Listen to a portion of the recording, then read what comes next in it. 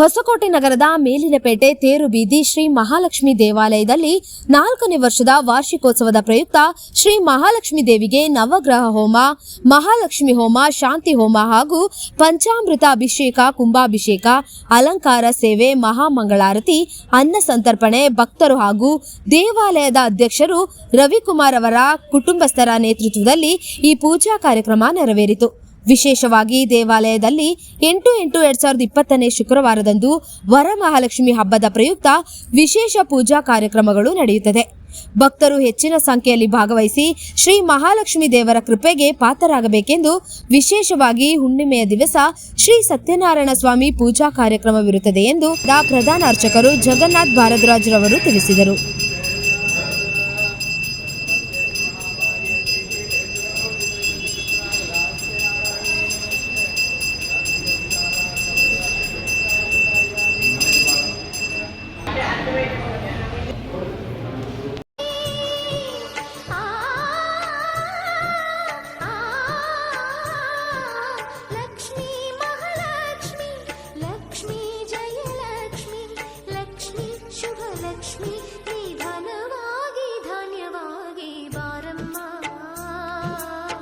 ಬಡವರ ಮನೆಗೆ ದಯ ಮಾಡಮ್ಮ ಅಮ್ಮ ಬಾರಮ್ಮ,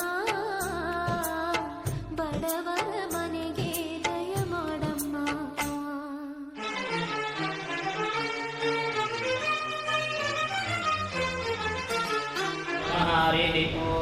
ನಮಸ್ತೆಸ್ತು ಮಹಾಮಾಯೇ ಶ್ರೀಪೀಠೆ ಸುರಪೂಜಿತೆ ಶಂಖಚಕ್ರಗದಾಹಸ್ತೆ ಮಹಾಲಕ್ಷ್ಮೀ ನಮೋಸ್ತುತೆ. ಓಂ ಶ್ರೀ ಮಹಾಲಕ್ಷ್ಮಿಯೇ ನಮಃ. ವಿಶೇಷವಾಗಿ ಈ ದಿನದಂದು ದ್ವಿದಿನ ಸಂಕಲ್ಪಪೂರ್ವಕವಾಗಿ ಮಹಾಲಕ್ಷ್ಮಿಯ 4ನೇ ವರ್ಷದ ವಾರ್ಷಿಕ ಮಹೋತ್ಸವವನ್ನು ವಿಶೇಷವಾಗಿ ಹೊಸಕೋಟೆಯಲ್ಲಿ ಮಹಾಲಕ್ಷ್ಮಿ ದೇವಸ್ಥಾನದಲ್ಲಿ ವಿಜೃಂಭಣೆಯಿಂದ ಆಚರಿಸಿದ್ದೇವೆ. ವಿಶೇಷವಾಗಿ ದ್ವಿದಿನ ಸಂಕಲ್ಪಪೂರ್ವಕವಾಗಿ ಸಾಯಂಕಾಲದಲ್ಲಿ ಭಗವತ್ ಪ್ರಾರ್ಥನೆಯಿಂದ ಪ್ರಾರಂಭಗೊಂಡು ಮಹಾಗಣಪತಿ ಪೂಜೆ, ಶುದ್ಧಿ ಪುಣ್ಯಾಹ, ರಕ್ಷಾಬಂಧನ, ಅದೇ ರೀತಿ ವಾಸ್ತು ಸಪರಿವಾರ ಆರಾಧನೆಯೊಂದಿಗೆ ಮಹಾಸುದರ್ಶನ ಆರಾಧನೆ, ಅದೇ ರೀತಿ ಮಹಾಸುದರ್ಶನ ಹೋಮ, ಮಹಾನಾರಸಿಂಹ ಹೋಮವನ್ನು ಮಾಡಿ ಲಘು ಪೂರ್ಣಾವತಿಯನ್ನು ಕೊಟ್ಟು ಪ್ರಾತಃ ಕಾಲ ವಿಶೇಷವಾಗಿ ಆ ದೇವಿಗೆ ಅಭಿಷೇಕವನ್ನು ಮಾಡಿ ಆ ಭಗವತಿಯ ಅನುಗ್ರಹವನ್ನು ಪಡೆದುಕೊಂಡು ಅದೇ ರೀತಿ ಗಂಗೆ ಪೂಜೆಯಿಂದ ಪ್ರಾರಂಭಗೊಂಡು ವಿಶೇಷವಾಗಿ ಮಹಾಲಕ್ಷ್ಮಿಗೆ ಹವನ, ವಿಶೇಷವಾಗಿ ಅಲಂಕಾರ ಸೇವೆಯನ್ನು ಮಾಡಿ ಆ ಭಗವತಿಗೆ ವಿಶೇಷವಾಗಿ ಪೂಜೆಗಳನ್ನು ನೆರವೇರಿಸಿದ್ದೇವೆ.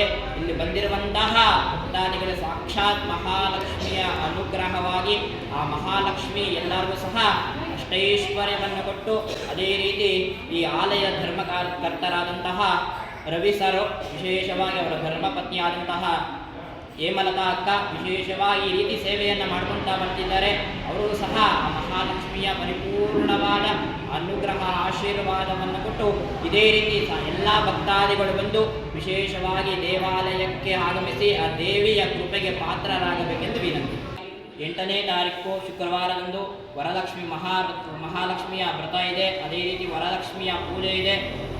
ಆ ದಿನದಂದು ಈ ದೇವಾಲಯದಲ್ಲಿ ವಿಶೇಷವಾಗಿ ಆ ದೇವಿಗೆ ಅಲಂಕಾರ ಸೇವೆಯನ್ನು, ಅಭಿಷೇಕಗಳನ್ನು ಹಮ್ಮಿಕೊಳ್ಳಲಾಗಿದೆ.